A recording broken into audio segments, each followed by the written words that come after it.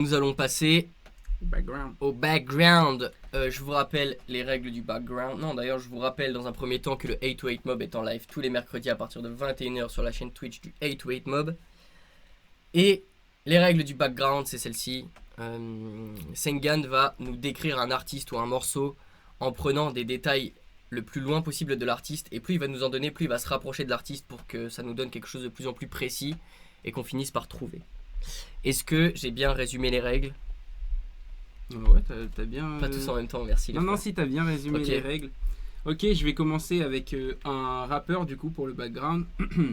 Rappeur français né le 21 janvier 1991 à Paris dans le 13e. Il est ce qu'on pourrait appeler vulgairement un rappeur conscient. Écrivain à la TSR.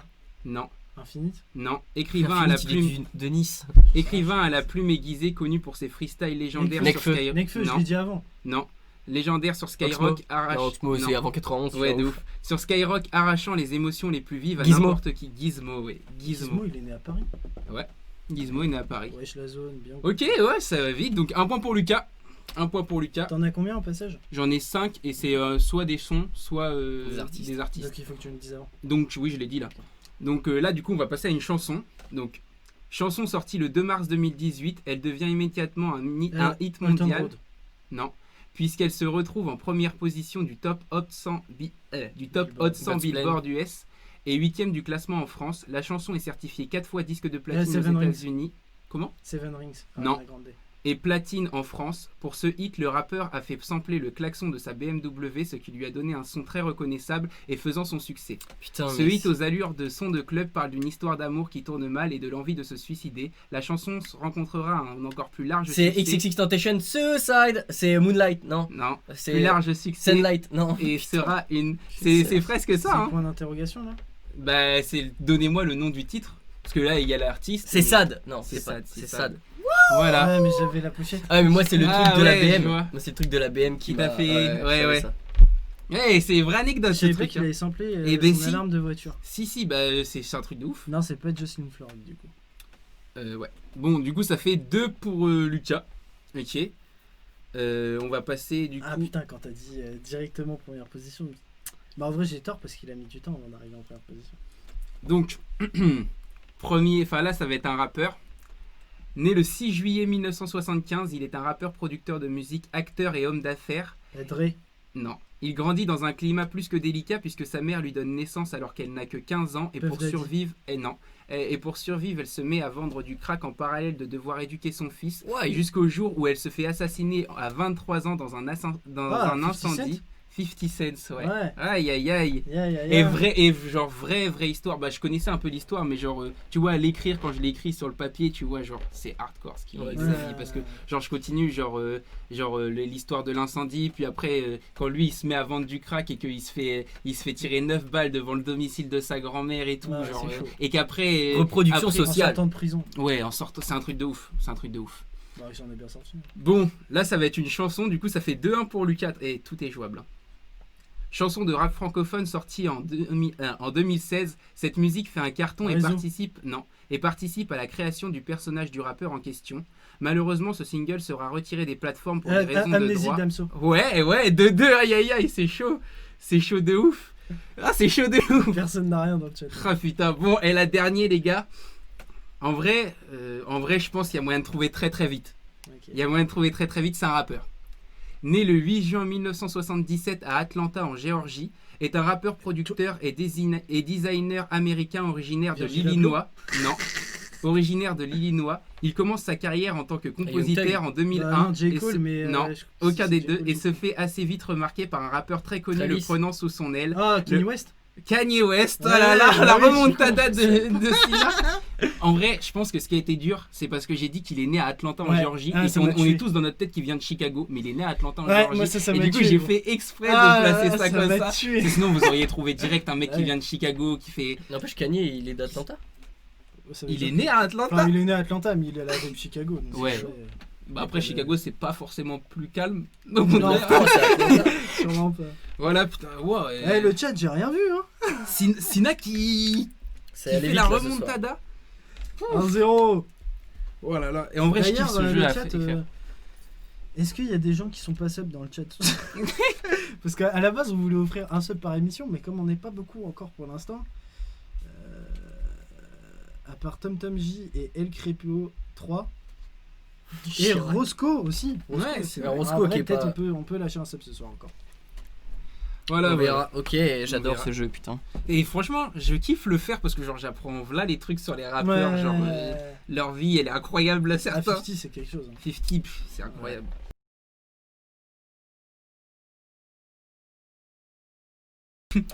Je vous rappelle que le 808 Mob est en live tous les mercredis à 21h sur la chaîne Twitch du 808 Mob.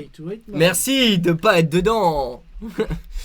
On passe à la chronique de Sengan qui s'appelle l'impact du streaming sur la conception de la musique. Nous t'écoutons.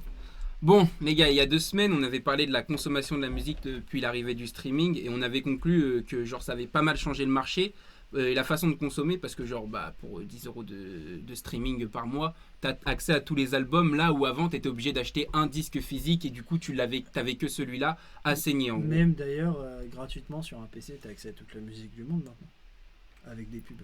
Oui de ouf avec des pubs. Donc genre c'est devenu gratuit carrément. Ouais voilà. C'est ça, c'est que maintenant en fait tu peux écouter ce que tu veux. Et donc aujourd'hui on va parler plus du côté artiste, des conséquences que ça a chez les artistes, cette nouvelle façon de consommer la musique. Donc c'est aussi une nouvelle façon de concevoir la musique en fait. Donc déjà pour juste lancer le débat, genre vous, quel point vous auriez à mettre dans le fait que, qu'est-ce que ça change pour vous chez un artiste la façon de concevoir la musique. Moi j'ai quelques trucs mais je veux juste avoir une phrase. Ils font des singles, ils font pas des albums. Ouais. Ok, je suis d'accord. Ouais, c'est vrai. Sur la forme, ouais. Genre en 2 phrases, juste. Je sais pas, Lucas dit un truc. Moi je trouve que ça, ils ont l'opportunité. Alors il y en a peu qui le font, mais comme toujours Kanye, il est dans les nouveaux bails. Ils ont la possibilité en fait sans qu'on le sache de retirer un morceau d'une plateforme de streaming une nuit, de le retoucher en studio et de le rebalancer mine de rien comme ça. Et je sais que Kanye a déjà fait ça, c'est-à-dire retoucher de la musique après qu'elle soit sortie. Ouh, vraie info. Et ça c'est un truc qui a jamais été fait ou qui est rarement fait. C'est devenu beaucoup plus abordable de faire péter du son. Ouais de ouf, genre, totalement. Ça coûte 10 € hein, si vous savez pas, ça coûte 10 € de mettre un son en streaming. Bon, on va parler un peu chiffres déjà. Genre, je vais donner 2 exemples d'albums, même si je prends des exemples assez extrêmes, mais sur 2 époques différentes. Donc, par exemple, IAM. Juste avant, il y a Roscoe qui met les mecs sont plus dans le fait de vendre et de faire de l'oseille en touchant un max de monde. Ouais, hein. Max, Moulaga. Ouais. Mais il y a toujours des artistes qui font ça. Musique. Attends, j'ai juste besoin de répondre à un autre truc avant. Coco Dem Boys qui met un seul son, c'est 10 E. Non, c'est tous les sons de la planète, tout ce qui est mis sur une plateforme de streaming. Il y a 65 millions de sons sur Deezer par exemple. Il parle de upload. Quoi ? Il parle d'upload un son sur les plateformes. Ah, ok. Oui, un seul son c'est 10 € et un album c'est genre 30 balles. Il y a des avis que je partage là dans le chat, on les lira après. Ok, pas de soucis. Donc on va parler déjà chiffres. Si on prend l'exemple d'IAM, donc c'est l'un des plus grands groupes de rap français de tous les temps. Entre 1990 et 1997, ils sortent 4 albums. Donc Concept, La planète de Mars, Ombre et Lumière et L'école du micro d'argent. Depuis l'arrivée du streaming, on a des personnes comme Jul. Jul, en un peu moins de 2 ans, donc entre février 2014 et décembre 2015, et je compte juste les albums, pas les mixtapes, il a sorti 4 albums. Dans ma paranoïa, Je trouve pas le sommeil, Je tourne en rond et My World. C'est-à-dire que là, depuis l'arrivée du streaming, par exemple, un mec comme Jul fait en 2 ans, en fait, autant d'albums que IAM en toute une décennie. Donc en fait, on est sur une façon de... Ça n'a pas de sens. Ça n'a pas de sens. On est dans une façon de concevoir. Et encore, il a fait des mixtapes, c'est-à-dire qu'il y a plein d'autres projets qui sont derrière encore. Tu vois. Et donc on est sur une façon de concevoir la musique qui est, même si j'aime pas trop ce terme, c'est plus fast-food, même si j'aime pas ce terme. Tu vois, que vraiment le business, pur, quoi. Parfois. C'est plus une énergie. Ouais, en fait on vend. Travail de fond. Un truc justement sur lequel je voulais revenir par rapport à ça, c'est un très très grand producteur US qui s'appelle Hit Boy, qui a fait par exemple avec Oz Astro World Psychomode pardon, ouais. de Travis Scott et Drake. Lui il disait avant il passait 7-8 heures sur un son, donc il se faisait max un son par jour alors qu'il passait 8 heures. Maintenant il peut plus parce qu'il a trop de demandes, il y a trop d'artistes, on lui demande pas ça, on lui demande pas d'aller dans la précision à ce point là, donc en 8 heures il fait 4 prods. Mais en vrai, je trouve pas non plus qu'on est perdu en qualité, en tout cas musicale. Genre, peut-être, certes, genre, moi, en tant que rappeur, j'aime bien les lyriques, tu vois. Certes, je trouve qu'il y a une partie de la population rap qui écrit moins bien, mais je pense aussi que c'est le fait qu'il y a plus d'acteurs dans le rap, donc il y a plus de propositions. Donc on va moins s'attarder sur, peut-être avant le rap c'était que les lyrics, là on va peut-être plus s'attarder sur d'autres façons de concevoir la musique, c'est-à-dire que par exemple il y a un Laylo, il va arriver dans un univers tech, tu vois, genre un peu cyberpunk, tu vois. Il y a Jul, il est dans... Oui, non, mais c'est archi travaillé. Du coup, ça change pas le fait que ce soit pas travaillé. C'est justement, je sais pas, parce que genre, il y a plus de fréquences d'albums, parce qu'il y a plus de demandes, que c'est pas plus travaillé. C'est juste que c'est travaillé, on va dire, de manière différente, et ça permet juste un élargissement des points de vue. Et je voulais revenir sur, par exemple, aux US. Je vais encore reprendre un groupe, Mobb Deep, qui est un groupe de rap US qui est arrivé durant la décennie 90, qui, durant toute cette décennie, nous sort 4 albums aussi. Tandis que par exemple Trippie Redd, qui n'est pas le mec qui sort le plus d'albums par an, tu vois, aux États-Unis, en moins de 2 ans, oui, et il a sorti 3 albums. Ouais, ça veut dire que donc 10 ans, il en sort combien, en fait, c'est ça, c'est que la question c'est est-ce que cette façon de concevoir de la musique, c'est uniquement à cause du streaming? Moi je pense qu'il y a deux raisons. Moi je pense que les artistes déjà ils ont assimilé plus de trucs. C'est-à-dire qu'on est à une époque où le rap c'est pas le même qu'avant, parce que les artistes savent faire beaucoup plus de choses musicalement. Ça c'est indéniable, tu vois. Il y a aussi le fait que maintenant on peut enregistrer chez soi. Genre, techniquement en fait ça a tellement évolué. Techniquement tu peux enregistrer chez soi. Après il y a démocratisation. Maintenant avec 200 balles t'as un meilleur setup qu'en 90. C'est ça. Où il payait 35 000 euros. Et que tout le monde s'improvise ingé son. Tu vois, Jul par exemple, ce qui fait aussi sa productivité, c'est que le mec il sait tout faire en fait. Du coup forcément je pense que c'est le streaming, ça apporte ce côté la demande, parce qu'on va pas se mentir, maintenant tu t'es oublié assez vite. Genre là par exemple, prenons l'exemple d'un rappeur que j'apprécie beaucoup. Tu prends Joke ou Ateyaba. Il a pas sorti de son depuis. Il est déjà installé et que... il est déjà installé, et encore même moi je suis plus hype de la sortie de l'album, je vais pas mentir, alors que je suis un gros fan, tu vois.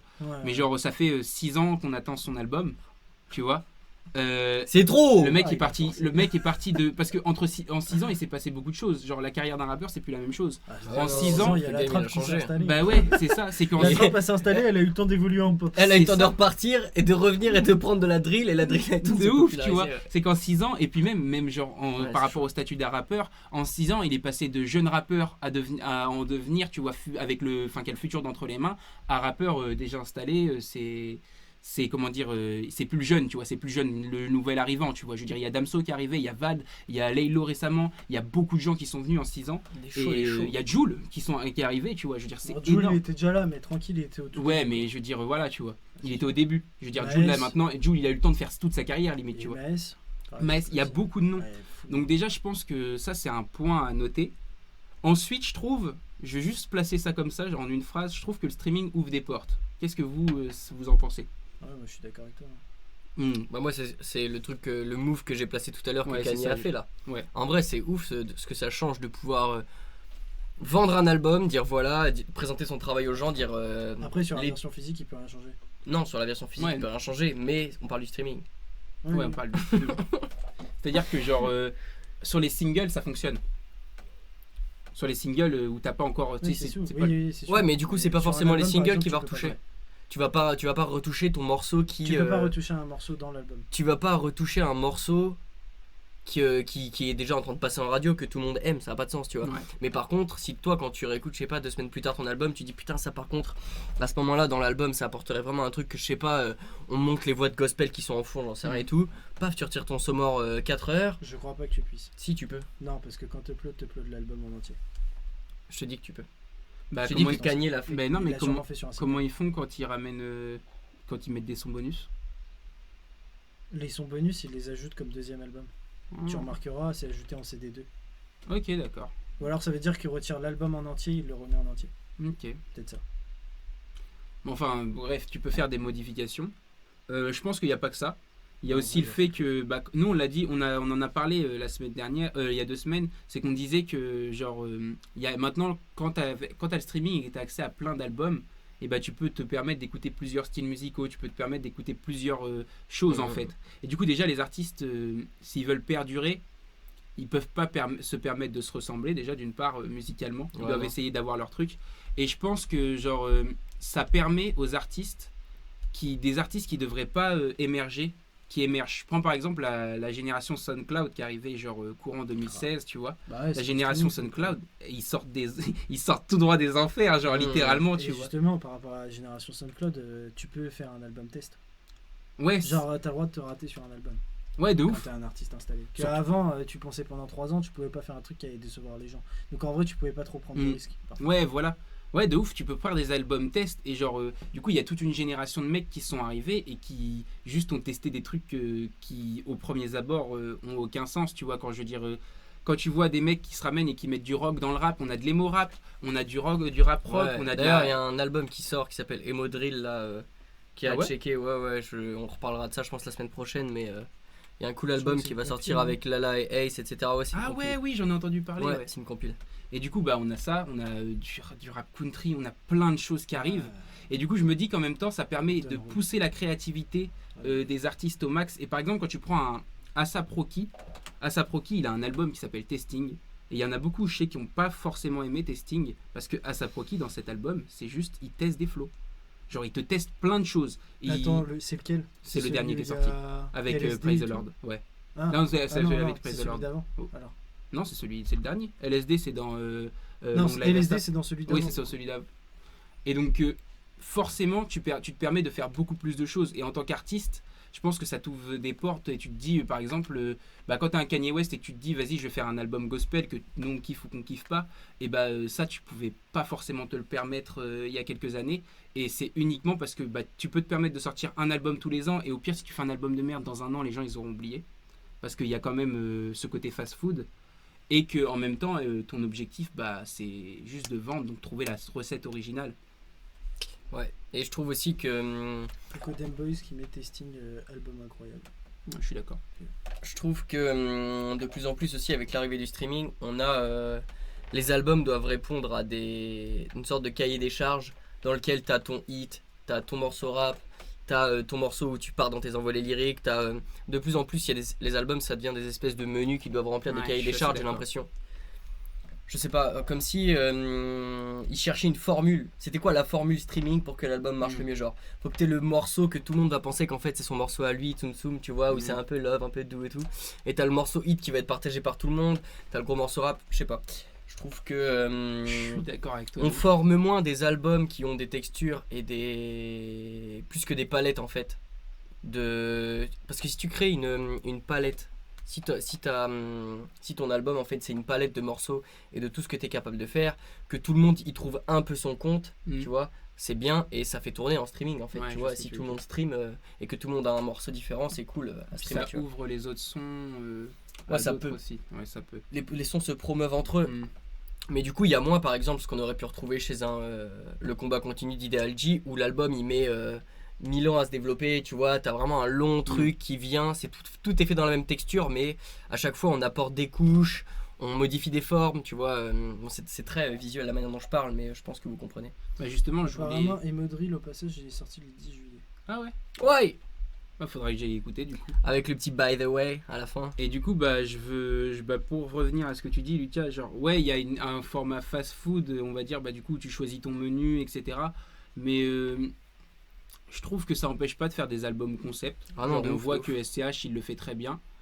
On voit que Vald le fait. Genre, mais Vald, il a quand même ce côté aussi où il va faire un son. Enfin, il l'a pas dans son dernier album, mais par exemple, dans. Zeus et Désaccordé, où il a son hit qui va placer juste parce que c'est ça qui va promouvoir le reste. Mais après, je pense que genre ça permet aussi, genre, c'est peut-être aussi, moi je le dis en tant que quelqu'un qui fait de la musique, c'est genre quand je fais du son, j'aime pas que ça se répète, tu vois. Et donc en même temps, genre forcément, tu vas tester plein de choses parce que tu te dis que maintenant les gens ils sont capables d'écouter ce que tu vas faire, tu vois. Et genre t'es pas obligé de te restreindre à Moi, je vois ça plus comme une libération. Le truc aussi là-dessus, c'est qu'il y a plus de compositeurs. C'est beaucoup plus simple d'accès. En fait, la technologie, elle est beaucoup plus simple. Ouais, c'est ça. Et que c'est con, mais t'es rappeur, tu cherches des prods, tu vas sur YouTube. Ouais, après, c'est ça. une sorte de streaming. Hein. Bah, c'est du streaming YouTube, de ouf. Du coup, tu peux te retrouver à avoir une très grosse diversité très facilement. En vrai, c'est un peu Internet qui a amené le streaming et qui a amené. En vrai, c'est plus Internet qui a amené tout ça que le streaming en lui-même. Ouais, mais le streaming, c'est le fait que ce soit des maths. Tu vois, c'est que ce soit dématérialisé en gros. Donc, c'est le streaming. Tu vois, quand tu dis YouTube, tout ça, c'est le streaming. Genre, le fait de pouvoir mettre sur. De pouvoir mettre tes prods sur BeatStars ou genre toute autre sorte de trucs, et bah, c'est le streaming, tu vois. D'ailleurs, BeatStars, maintenant, s'il y a des compositeurs et que vous êtes sur BeatStars, vous pouvez mettre vos prods en stream sur Spotify et tout. Donc, en gros, moi, ce que je voulais dire, c'est que je pense que je suis d'accord avec toi, Lucas, sur le fait que, genre, depuis l'arrivée du streaming, on a moins le temps de faire. En fait, c'est-à-dire que un album, déjà, il va généralement être plus court, en vrai. Genre, maintenant, les albums, ils sont plus trop longs. Genre, 1 heure, je pense que c'est 1 heure et demie. En général, quand tu vois un morceau où le mec t'a fait 22-25 titres, tu te dis...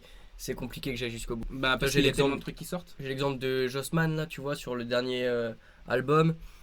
Il y avait, je crois, 22 morceaux parce qu'il y avait tout un délire avec Split et les bandes de personnalité et tout. Et bon, clairement, c'était trop long.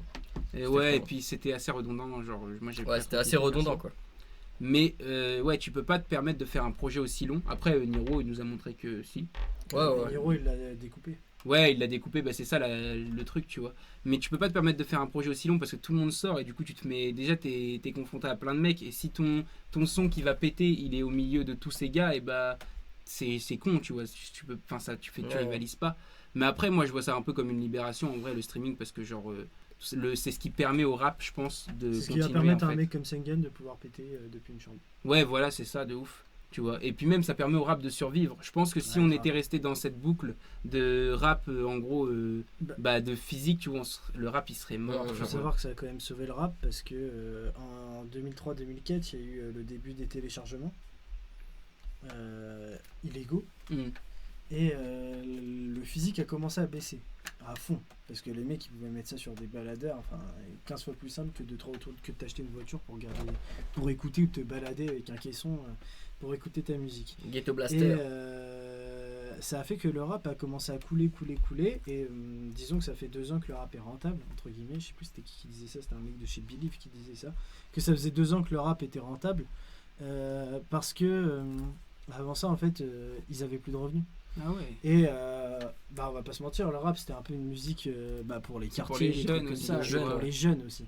Et ça fait que quand t'es jeune t'as moins de pouvoir d'achat, donc t'achètes pas en physique. Donc quand t'achètes pas en physique, que tu craques et que t'as pas d'autres réels moyens de faire, tu te retrouves à tuer une industrie. Donc le streaming en vrai ça a sauvé le rap. Qu'est-ce qu'en pense le chat de tout ça le chat il dit SCH c'est tout son rap qui est concept. Ouais, je suis plutôt d'accord. Ouais, c'est un personnage. Après, c'est un personnage, mais du coup, c'est devenu assez commun d'avoir des personnages.